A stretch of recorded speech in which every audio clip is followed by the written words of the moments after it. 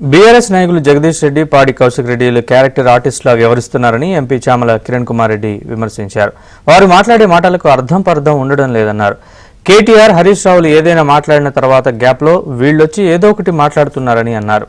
సొంత మంత్రుల ఫోన్ ట్యాపింగ్కు పాల్పడుతున్నట్లు జగదీష్ రెడ్డి చేసిన వ్యాఖ్యల్లో నిజం లేదన్నారు.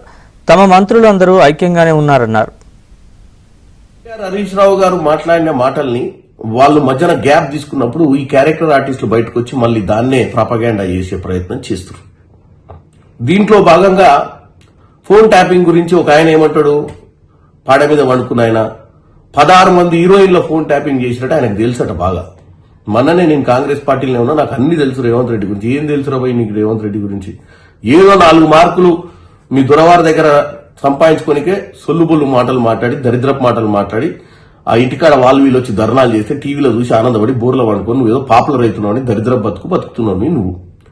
ఇక ఇప్పుడు ఈ జగదీశ్వర్ రెడ్డి, సో కాల్డ్ ఎలుగుబంటి జగదీశ్వర్ రెడ్డి ట్యాపింగ్ సొంత మంత్రులే చేస్తుంటారు. రేవంత్ రెడ్డి మాకేం నీ మీద వ్యతిరేకత లేదు, మీ మంత్రులే ఫీల్ అవుతారని. మా మంత్రులు ఎవరు ఫీల్ కావట్లేరు. మా మంత్రులందరూ ఐక్యతతోటి ప్రజాపాలన అందించే పరిస్థితి